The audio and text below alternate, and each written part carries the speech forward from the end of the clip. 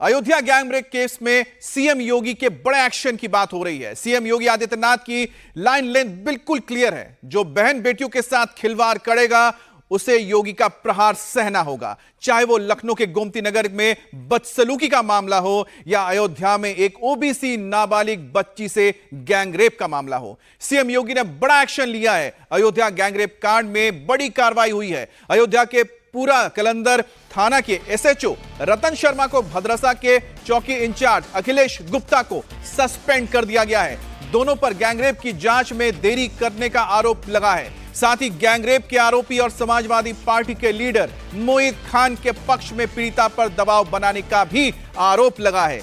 दूसरी ओर गैंगरेप के मुख्य आरोपी और समाजवादी पार्टी के लीडर मोहित खान के खिलाफ बुलडोजर एक्शन की तैयारी की जा रही है।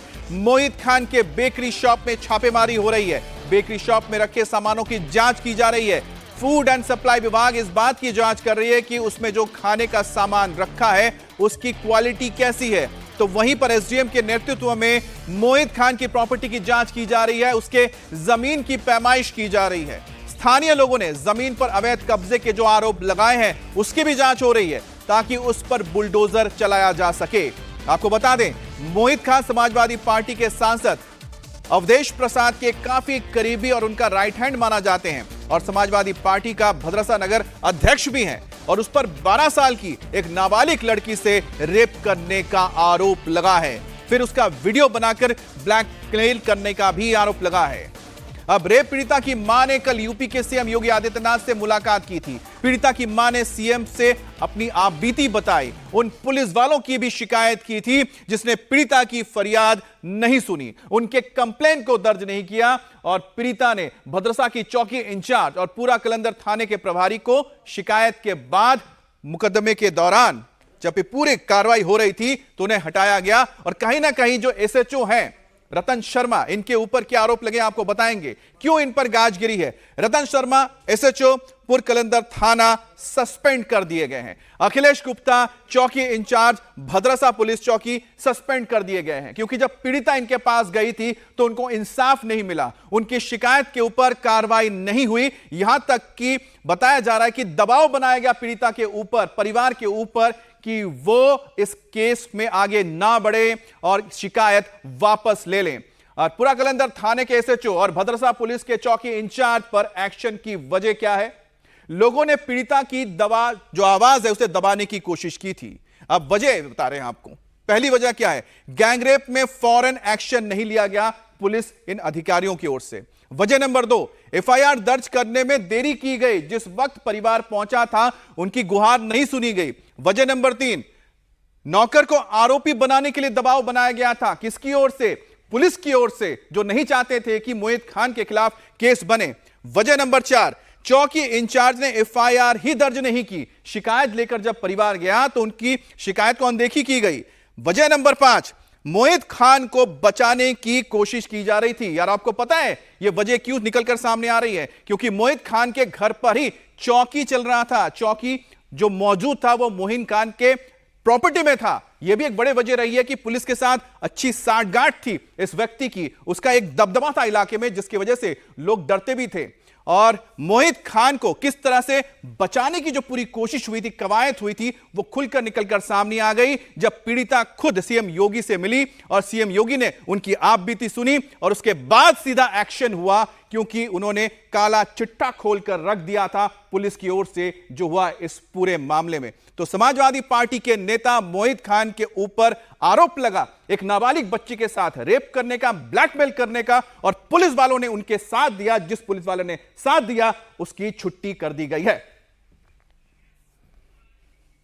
माननीय मुख्यमंत्री जी ने परिवार को आश्वस्त किया कि हम लोग उत्तर प्रदेश सरकार पीड़िता को 100% न्याय दिलाएगी और आदरणीय योगी जी के नेतृत्व में निरंतर न्याय दिलाने का काम हो रहा है। और इसके साथ साथ माननीय महाराज जी ने यह भी आश्वस्त किया कि पीड़िता परिवार को आर्थिक सहायता की भी जरूरत होगी, वो भी उत्तर प्रदेश सरकार कराएगी। और इस सरकार में सबको न्याय मिल रहा है तो निश्चित ही हमारी विधानसभा भी इसको न्याय मिला है, आगे भी मिलता रहेगा।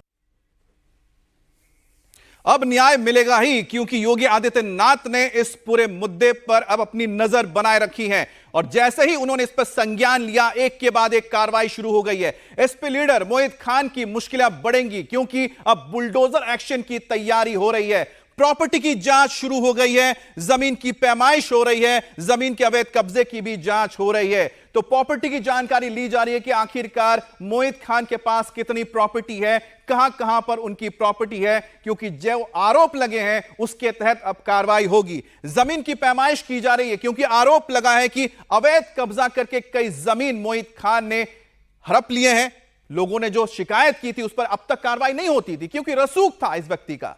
अब मुख्य आरोपी मोहित खान के संपत्ति की इस वजह से जांच की जा रही है। राजस्व विभाग ने जमीन की पैमाइश शुरू कर दी है। आरोप लगाए कि मोहित द्वारा तालाब की जमीन पर कब्जा किया गया है। अब तालाब की जमीन पर जो कब्जा हुआ है उसे भी हटाना होगा। कल एसडीएम के नेतृत्व में राजस्व विभाग की जो टीम है वो पहुंची भद्रसा और मोहित खान के जमीन की पैमाइश शुरू की गई और उसकी नापी गई जमीन पर अब आगे कार्रवाई होगी। तो मोहित खान ना सिर्फ एक रेप का आरोपी है, बल्कि अवैध कब्जा करने वाला एक तरह से जमीन का या भूमि माफिया भी है। सवाल है प्रॉपर्टीज का, वो जस्ट चेक किया जा रहा है इलीगली क्या है और कैसा।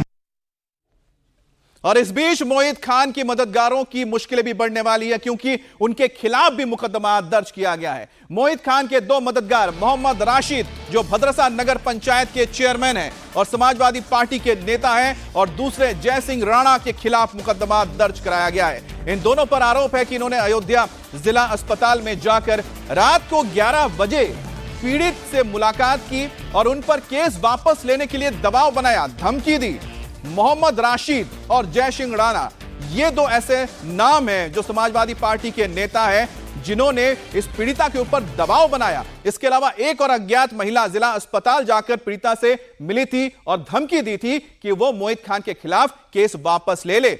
अब कौन मददगार हैं? एसपी नेता मोहम्मद राशिद, चेयरमैन भद्रसा नगर पंचायत, ये वो व्यक्ति हैं पार्टी, ये भी मोहित खान के करीबी हैं, दोस्त हैं, और इन दोनों ने मिलकर कोशिश की कि पीड़िता किसी तरह से इस केस को वापस ले ले। अस्पताल जाकर मुलाकात करते हैं और धमकाते हैं परिवार को।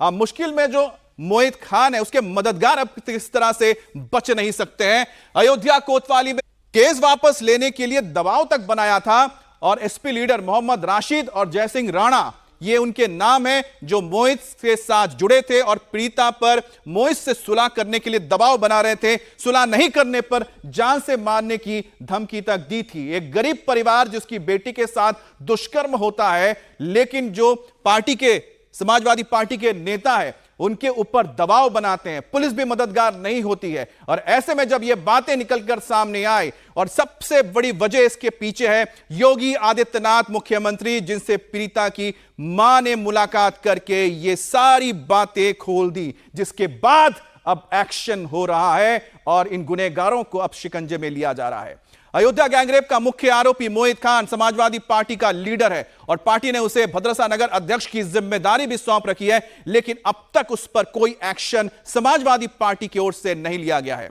इसे लेकर सत्ताधारी पार्टी बीजेपी अखिलेश यादव पर हमलावर है। डिप्टी सीएम केशव प्रसाद मौर्य ने एक बार फिर से अखिलेश यादव पर निशाना साधा। उन्होंने सोशल मीडिया के एक्स प्लेटफॉर्म पर लिखा, सपा का मतलब सुशासन और विकास नहीं, गुंडागर्दी करना, अपराधियों को संरक्षण देना है। भाजपा का संगठन और सरकार दोनों मजबूत और अभेद हैं। कांग्रेस के मोहरा सपा बहादुर श्री अखिलेश यादव मुंगेरी लाल के सपने देखो, परंतु यह हकीकत भी कभी नहीं बदलेगा कि 2027 में 2017 दोहराएंगे, कमल खिलाएंगे। हमारे साथ विशाल प्रताप सिंह भी जुड़ गए हैं। विशाल, इस वक्त योगी आदित्यनाथ के संज्ञान लेने के बाद इस पूरे मामले में ताबड़तोड़ एक्शन हो रहा है, और क्या क्या हो रहा है जमीन पर इस वक्त?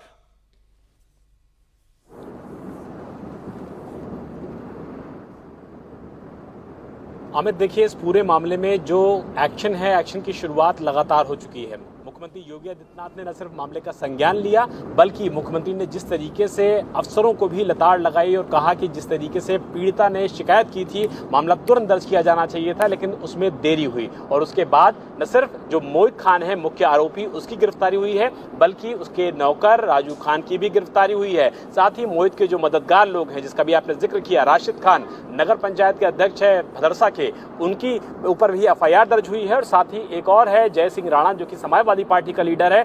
दोनों के ऊपर यह आरोप है कि पीड़िता के परिवार को जाकर के महिला जिला अस्पताल में धमकाया गया है। और उसके बाद जो पूरी प्रॉपर्टी है, जिसके बारे में बताया जा रहा है कि न सिर्फ नजूल की जमीन पर, बल्कि शेड्यूल कास्ट यानी कि एससी कैटेगरी के जो लोग हैं, उनकी जमीनों को भी हथियाया गया था, कब्जा किया गया था, गलत तरीके से उस पर अवैध निर्माण किए गए थे, कमर्शियल एक्टिविटी की जा रही थी। इन सारी चीजों की पैमाइश की जा रही है, सारी चीजों की धरपकड़ की जा रही है। पैमाइश जो है वो राजस्व की टीम कर रही है, जिसमें एसडीएम सरीखे, सीनियर अफसर और लेखपाल सरीखे जो लोग हैं वो भी शामिल किए गए हैं। और ऐसे में अब मुख्यमंत्री योगी आदित्यनाथ ने एकदम साफ कर दिया है कि आरोपी कोई भी हो, कितना भी प्रभावशाली हो, लेकिन विशाल, समाजवादी पार्टी बिल्कुल चुप है।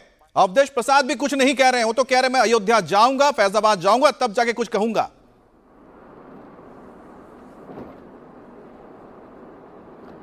देखिए अमित, समझा जा सकता है कि किसी भी पॉलिटिकल पार्टी के लिए ऐसे समय में बोलना बहुत ज्यादा टफ हो जाता है, बहुत ज्यादा मुश्किल हो जाता है, क्योंकि मोहित खान की बहुत खास फोटो है अवधेश प्रसाद के साथ, जो कि भारतीय जनता पार्टी के कैंडिडेट को हरा करके फैजाबाद यानी कि अयोध्या सीट से सांसद हुए हैं। उनसे आप उत्तर प्रदेश के मामलों में बात कर लीजिए, देश के किसी मामलों में बात कर लीजिए, वो सब पे बात कर लेते हैं। लेकिन जब अयोध्या में एक नाबालिग बच्ची के साथ गैंगरेप की बात होती है, उसमें उनके ही एक खास आदमी का नाम सामने आता है, आरोपी गिरफ्तार हो जाता है, तो अवधेश प्रसाद ने फिलहाल अभी तक इस मामले में जानकारी नहीं ली है। और वो कहते हैं कि अयोध्या आएंगे, यहाँ के आने के बाद जानकारी लेंगे, उसके बाद ही मीडिया से कोई बात करेंगे। तो समझा जा सकता है कि समाजवादी पार्टी इस समय पूरी तरीके से बैकफुट पर है, क्योंकि वहां का नगर अध्यक्ष इस तरीके के संगीन आरोप में गिरफ्तार होकर के जेल भेजा जा चुका है। बिल्कुल, लेकिन जनता तो यही उम्मीद करती है कि जो अखिलेश यादव समाजवादी पार्टी के दूसरे नेता संसद में कई मुद्दों को उठाते हैं, तो ऐसे में एक ऐसा मुद्दा जो सामने आया है, जो उनके पार्टी किसी नेता से जुड़ा हुआ है, तो वो चुप क्यों है, इसके ऊपर जवाब तो बनता है।